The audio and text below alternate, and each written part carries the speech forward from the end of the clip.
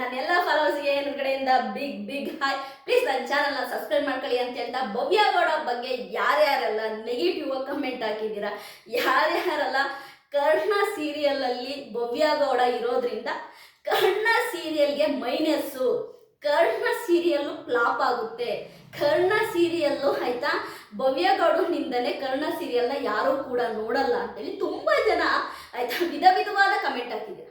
ಆ ಕಮೆಂಟನ್ನೆಲ್ಲ ನೋಡಿದಾಗ ಆಯ್ತಾ ನನಗೆ ಅನ್ಸೋದೇನು ಗೊತ್ತಾ, ನನ್ನ ಚಾನಲಲ್ಲಿ ನಾನು ಯಾರ ಬಗ್ಗೆ ಏನಾದರೂ ವಿಡಿಯೋ ಮಾಡಿದರೆ ಅವ್ರ ಬಗ್ಗೆ ನೆಗೆಟಿವ್ ಕಮೆಂಟ್ ಹಾಕಿದರೆ ನಾನು ಡಿಲೀಟ್ ಮಾಡಿಬಿಡ್ತೀನಿ. ಕಾರಣ ಇಷ್ಟೇ, ಆ ಒಂದು ನೆಗೆಟಿವ್ ಕಮೆಂಟು ಅವರ ಒಂದು ಲೈಫಿಗೆ ಆಯ್ತಾ ಅದೊಂದು ಕಪ್ಪು ಚುಕ್ಕೆ ಆಗಬಾರ್ದು ಅನ್ನೋದಕ್ಕೆ ನಾನು ಯಾರದೇ ಬಗ್ಗೆ ವಿಡಿಯೋ ಮಾಡಿ ಆಯ್ತಾ ಅವ್ರ ಬಗ್ಗೆ ತುಂಬ ಬ್ಯಾಡಾಗಿ ಕಮೆಂಟ್ ಹಾಕಿದರೆ, ನನ್ನ ಬಗ್ಗೆ ತುಂಬ ಬ್ಯಾಡಾಗಿ ಕಮೆಂಟ್ ಹಾಕಿದರೆ ನಾನು ಡಿಲೀಟ್ ಮಾಡ್ತೀನಿ.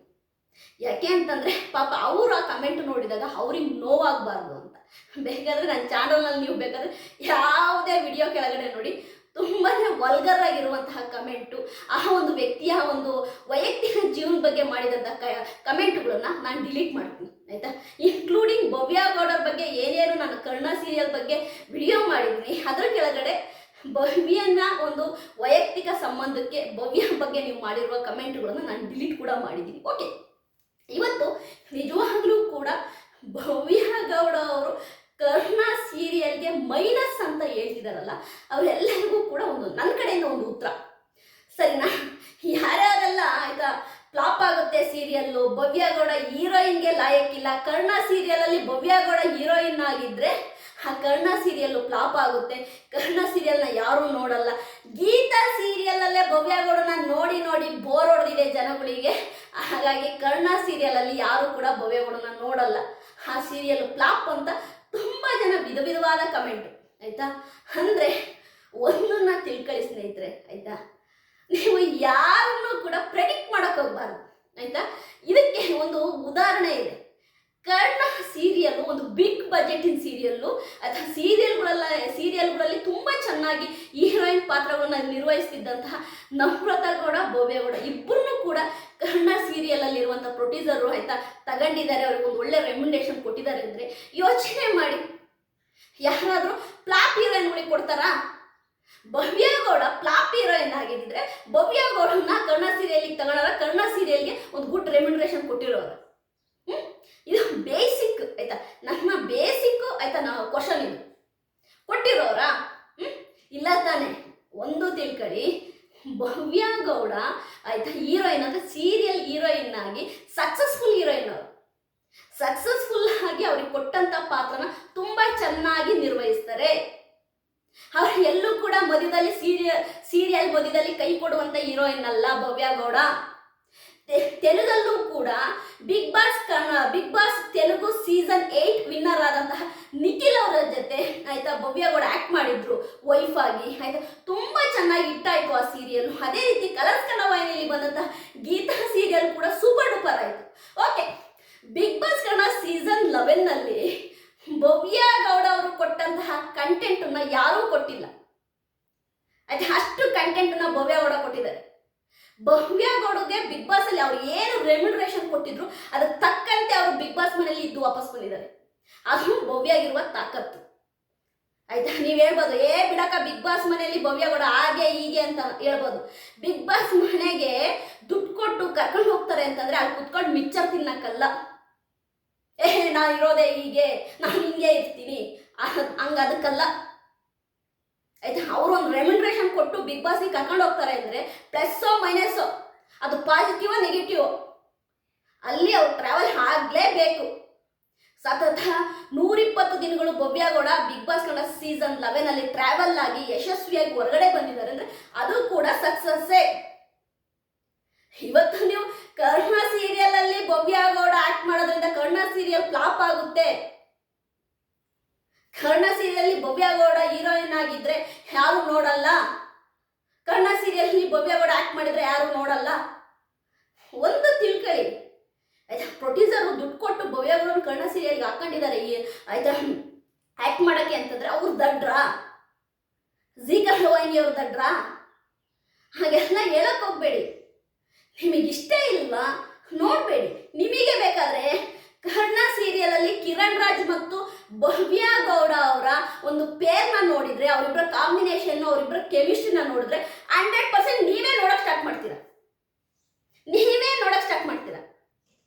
ಆಯ್ತಾ. ನಾನು ಯಾಕೆ ಹೇಳ್ತಿದ್ದೀನಿ ಅಂದರೆ, ಫ್ಲಾಪ್ ಆಗುತ್ತೆ ಫ್ಲಾಪ್ ಆಗುತ್ತೆ ಫ್ಲಾಪ್ ಆಗುತ್ತೆ ನೀವು ಪ್ರತಿ ಸರಿ ಕಮೆಂಟ್ ಆಗ್ತಾ ಇದ್ರೆ ನನಗೆ ತಲೆ ಕೆಡುತ್ತೆ ನೋಡಿ. ಯಾವಾಗ್ಲೂ ಒಂದು ನೆಗೆಟಿವ್ನ ನಾವೇ ಹಾಕ್ಬಾರ್ದು ಒಬ್ರ ಮೇಲೆ. ಅವಾಗ ಏನಾಗುತ್ತೆ ಗೊತ್ತಾ, ಸುಳ್ಳು ಸತ್ಯ ಆಗುತ್ತೆ, ಸತ್ಯ ಸುಳ್ಳಾಗುತ್ತೆ. ಆಯ್ತಾ. ನಿಮ್ಗೆ ಇಷ್ಟ ಇಲ್ವಾ ಒಬ್ಬ ವ್ಯಕ್ತಿ, ಬಿಟ್ಬಿಡಿ, ಜಸ್ಟ್ ಇಗ್ನೋರ್ ಅಷ್ಟೇ, ಇಗ್ನೋರ್ ಮಾಡಿಬಿಡಿ.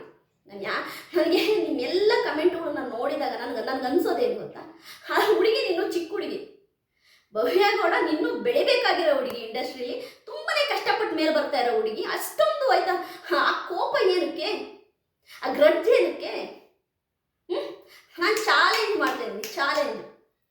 ಕರ್ಣ ಸೀರಿಯಲ್ಲು ಪ್ರೋಮೋ ಬಂದ ಮೇಲೆ ಆಯ್ತಾ, ಏನು ಇವತ್ತೋ ನಾಳೆನೋ ಬರುತ್ತೆ, ಬಂದ ಮೇಲೆ ನಿಮ್ಮೆಲ್ಲರಿಗೂ ಕೂಡ ಆ ಪ್ರೋಮೋ ಇಷ್ಟ ಆಗಲಿಲ್ಲ ಅಂತಂದರೆ ನಾನು ಹೆಸರು ಚೇಂಜ್ ಮಾಡ್ಕೊಳ್ತೀನಿ. ಅಷ್ಟು ಸೂಪರ್ ಆಗಿದೆ ಪ್ರೋಮೋ. ಕಿರಣ್ ರಾಜ್ ಮತ್ತು ಭವ್ಯ ಗೌಡ ಅವರ ಆ ಕಾಂಬಿನೇಷನು ಅಷ್ಟು ಸೂಪರ್ ಆಗಿದೆ ಆಯ್ತಾ. ಇದೇ ಸಿಂಧೂನೂರ್ನಲ್ಲಿ ನಡೆದಂತಹ ಏನು ನಮ್ಮ ಸರಿಗಮಪ ವೇದಿಕೆಯಲ್ಲಿ ಅವ್ರೇನು ಕಿರಣ್ ರಾಜ್ ಮತ್ತು ಭವ್ಯ ಗೌಡರ ಒಂದು ಡ್ಯಾನ್ಸ್ ಇದೆ, ಅದನ್ನ ನೋಡಿದಂತಹ ಅನುಶ್ರೀ ಅವರೇನೆ ಕೈ ತಟ್ತಾರೆ, ಸೂಪರ್ ಆಗಿದೆ ಅಂತ. ಅಲ್ಲಿದ್ದಂತಹ ಸಾವಿರಾರು ಜನ ಶಿಲ್ಲೆ ಹೊಡಿತಾರೆ. ಯೋಚನೆ ಮಾಡಿ, ಭವ್ಯ ಗೌಡ ಫ್ಲಾಪ್ ಆಗುತ್ತೆ, ಭವ್ಯ ಗೌಡ ಕರ್ಣ ಸೀರಿಯಲ್ ಇದ್ರೆ ಫ್ಲಾಪ್ ಆಗುತ್ತೆ ಅಂತಿರಲ್ಲ, ಸಾವಿರಾರು ಜನಗಳ ಎದುರುಗಡೆ ಆಯ್ತಾ ನಮ್ಮ ಭವ್ಯ ಗೌಡ ಅವರ ಒಂದು ಪ್ರೋಮೋ ರಿಲೀಸ್ ಆಗಿದೆ. ಇದೇ ನನ್ನ ಯಶಸ್ಸು ಅಂದರೆ, ಇದೇ ಯಶಸ್ಸು ಆಯ್ತಾ. ನೀವು ಬೇರೆ ಏನಾದರೂ ಕಮೆಂಟ್ ಹಾಕಿ, ಈ ಫ್ಲಾಪ್ ಅನ್ನೋ ವರ್ಡನ್ನ ಯೂಸ್ ಮಾಡಬೇಡಿ. ಇವರಿದ್ರೆ ಫ್ಲಾಪ್ ಆಗುತ್ತೆ ಅಂದರೆ ಒಂದು ಹೆಣ್ಣು ಮಗಳನ್ನ ನೆಗೆಟಿವ್ ದೃಷ್ಟಿಯಲ್ಲಿ ನೋಡಬೇಡಿ. ನಿಮ್ಮನೇಲೂ ಹೆಣ್ಮಕ್ಳು ಇರ್ತಾರೆ, ನಮ್ಮ ಮನೆಯ ಹೆಣ್ಮಕ್ಳನ್ನ ನಾವೇ ನೆಗೆಟಿವ್ ದೃಷ್ಟಿಲಿ ನೋಡಿದರೆ ಬೇರೆಯವರು ಹಾಗೆ ನೋಡ್ತಾರೆ. ನೋಡಬೇಡಿ ಆಯ್ತಾ, ನೆಗೆಟಿವ್ ಫ್ಲಾಪ್ ಆಗುತ್ತೆ ಹಾಗೆ ಹೀಗೆ. ಇನ್ನೂ ಕೂಡ ಆಯ್ತಾ ಕರ್ಣ ಸೀರಿಯಲ್ಲು ಭವ್ಯ ಗೌಡನಿಂದ ಒಂದು ಪ್ಲಸ್ ಅಂತಾನೆ ನಾನು ಹೇಳ್ತೀನಿ. ಈಗ ತಾನೇ ಬಿಗ್ ಬಾಸ್ ಕನ್ನಡ ಸೀಸನ್ 11 ಮುಗಿಸ್ ಬಂದಿದ್ದಾರೆ, ಒಂದು ಒಳ್ಳೆ ಫೇಮ್ ಇದೆ. ಭವ್ಯ ಗೌಡಗೆ ಅಂದರೆ ಒಂದು ಸೆಟ್ ಆಫ್ ಫ್ಯಾನ್ಸ್ ಇದ್ದಾರೆ. ಖಂಡಿತವಾಗ್ಲೂ ಕರ್ಣ ಸೀರಿಯಲ್ ಭವ್ಯ ಗೌಡ ಇರೋದು ಪ್ಲಸ್ಸೇ ಆಯ್ತಾ, ಮೈನಸ್ ಆಗಕ್ಕೆ ಚಾನ್ಸೇ ಇಲ್ಲ. ನಾನು ಈಗಲೂ ಚಾಲೆಂಜ್ ಮಾಡಿ ಹೇಳ್ತೀನಿ ಆಯ್ತಾ. ಕಿರಣ್ ರಾಜ್ ಮತ್ತು ಭವ್ಯ ಗೌಡರ ಕಾಂಬಿನೇಷನ್ ಸೀನ್ಸ್ಗಳು ಸೂಪರ್ ಡೂಪರ್ ಆಗಿರ್ತವೆ ಸೀರಿಯಲ್ನಲ್ಲಿ ಆಯ್ತಾ. ಭವ್ಯ ಗೌಡ ಮತ್ತು ಕಿರಣ್ ರಾಜ್ ಅವ್ರನ್ನ ಆಯ್ತಾ ತುಂಬಾನೇ ತೋರಿಸ್ತಾರೆ, ಅವ್ರಿಗೊಂದು ಸ್ಕ್ರೀನ್ ಪ್ಲೇಸ್ ಕೊಟ್ಟೆ ಕೊಡ್ತಾರೆ ಆಯ್ತಾ. ತುಂಬ ಜನ ಹೇಳ್ತಿರೋದು, ಈ ಸೀರಿಯಲ್ಲು 234 ಎಪಿಸೋಡ್ ಓಡಿದೆ ರಾಜ್ಕಾ ಬೇಟ ಸೀರಿಯಲ್, ಇಲ್ಲಿ ಓಡಲ್ಲಪ್ಪ, ಇದು ಮುಗೀತು, ಅಲ್ಲೇ ಫ್ಲಾಪ್ ಆಗಿದೆ, ಇಲ್ಲೇನಾಗುತ್ತೆ ಅಂತ. ನೋಡಿ, ಬೇರೆಯ ಲ್ಯಾಂಗ್ವೇಜಲ್ಲಿ ಫ್ಲಾಪ್ ಆದಂಥ ಸೀರಿಯಲ್ಲು ನಮ್ಮ ಕನ್ನಡ ಇಂಡಸ್ಟ್ರಿಯಲ್ಲಿ, ನಮ್ಮ ಕಿರುತೆರೆಯಲ್ಲಿ ಹಿಟ್ಟಾಗಿರುವಂತಹ ಸೀರಿಯಲ್ಗಳು ಅಥವಾ ಸಾವಿರಾರು ಇದ್ದಾವೆ, ಸಾವಿರಾರು. ಎಷ್ಟೋ ಸೀರಿಯಲ್ಗಳು ಆಯ್ತಾ ನಮ್ಮ ಸೀರಿಯಲ್ಗಳನ್ನ ಹೊರಗಡೆ ಅವ್ರು ಮಾಡ್ತಾರೆ ಆಯ್ತಾ. ಅವರು ನಮ್ಮ ಸೀರಿಯಲ್ಗಳು ತಗೊಂಡೋಗಿ ಸ್ವಲ್ಪ ಮಾಡಿನೇಷನ್ ಮಾಡಿ ಅವ್ರು ಬೇರೆ ಥರ ಮಾಡ್ತಾರೆ. ಈಗ ಅಲ್ಲಿರುವ ಒಂದು ಸೀರಿಯಲ್ ನಾವು ಹಿಂದಿಯಿಂದ ರಾಜ್ಕಾ ಬೇಟ ಸೀರಿಯಲ್ ಒಂದು ಎಳೆ ಅಷ್ಟೇ, ಅದು ಇಲ್ಲಿ ಅದಕ್ಕೆ ತಕ್ಕಂತಹ ಚೇಂಜ್ ಓವರ್ಸ್ನ ಮಾಡ್ತಾರೆ, ಅದಕ್ಕೆ ತಕ್ಕಂಥ ಮಾಡ್ಯುಲೇಷನ್ಸು, ಆ ಕಥೆನ ಸ್ವಲ್ಪ ಆಯ್ತಾ ಚೇಂಜ್ ಮಾಡ್ತಾರೆ ಆಯ್ತಾ. ಹಾಗಾಗಿ ಸೂಪರ್ ಹಿಟ್ ಆಗೇ ಆಗುತ್ತೆ. ಕರ್ಣ ಸೀರಿಯಲ್ ಜೀ ಕನ್ನಡ ವಾಹಿನಿಯಲ್ಲಿ ಆಯ್ತಾ ಬೆಸ್ಟ್ ಸೀರಿಯಲ್ ಆಗಿ ಉಳಿಯುತ್ತೆ, ಒಳ್ಳೆ TRP ಕೂಡ ತಗೊಳುತ್ತೆ ಅನ್ನೋದು ನನ್ನ ಒಂದು ಅನಿಸಿಕೆ. ಭವ್ಯ ಗೌಡ ಅವರ ಬಗ್ಗೆ ಆಯ್ತಾ ನೀವು ಎಷ್ಟೇ ನೆಗೆಟಿವ್ ಮಾಡ್ತಾ ಇರಿ, ಅದು ಅವರಿಗೆ ಪಾಸಿಟಿವ್ ಆಗಿ ಹೋಗ್ತಾ ಇರುತ್ತೆ. ನನಗೆ ಯಾಕೋ ಈ ವಿಡಿಯೋ ಮಾಡಬೇಕು ಅನ್ನಿಸ್ತು, ಯಾಕೆಂತಂದರೆ ನಾನು ತುಂಬಾ ನೋಡ್ತಾ ಇದ್ದೀನಿ, ಯಾವಾಗ ನಾನು ಕರ್ಣ ಸೀರಿಯಲ್ ಬಗ್ಗೆ ವಿಡಿಯೋ ಮಾಡೋಕೆ ನಿಂತ್ಕೊಂಡೆ ಎಲ್ಲ ವಿಡಿಯೋ ಕೆಳಗಡೆನು ಭವ್ಯ ಗೌಡ ಇದ್ರೆ ಸೀರಿಯಲ್ ಫ್ಲಾಪ್ ಆಗುತ್ತೆ, ಭವ್ಯ ಗೌಡ ಇದ್ರೆ ನಾವು ನೋಡಲ್ಲ, ಹಾಗೆ. ಗುರು, ನಿನಗೆ ಇಷ್ಟ ಇಲ್ವಾ ನೋಡಬೇಡಿ. ಒಂದು ಸೀರಿಯಲ್ ಅನ್ನೋದು ಆಯ್ತಾ ಒಂದು ದಿನದಲ್ಲಿ ಇಷ್ಟ ಆಗಲ್ಲ. ನಮಗೆ ಇಷ್ಟ ಆಗದಿರೋ ಕ್ಯಾರೆಕ್ಟರ್ನೇ ಒಂದು ವಾರ ಸೀರಿಯಲ್ ನೋಡಿದ್ರೆ ಇಷ್ಟ ಆಗುತ್ತೆ. ನನಗೆ ಹೇಳಬೇಕು ಅನ್ನಿಸ್ತು, ಹೇಳಿದ್ದೀನಿ. ಯಾವ ಹೆಣ್ಮಕ್ಳ ಬಗ್ಗೆನೂ ಆಯ್ತಾ ಫ್ಲಾಪ್ ಅನ್ನೋ ಒಂದು ಇದನ್ನ ಎತ್ತಬೇಡಿ ಆಯ್ತಾ. ಫ್ಲಾಪ್ ಆಗುತ್ತೆ, ಅದು ಅವರು ನೋಡಿದಾಗ ಅವ್ರಿಗೊಂಥರ ಬೇಜಾರಾಗುತ್ತೆ. ನನ್ನ ವಿಡಿಯೋ ನಿಮಗೆ ಇಷ್ಟ ಆಗಿದೆ ಲೈಕ್ ಮಾಡಿ, ಸಬ್ಸ್ಕ್ರೈಬ್ ಮಾಡಿ. ಬಾಯ್.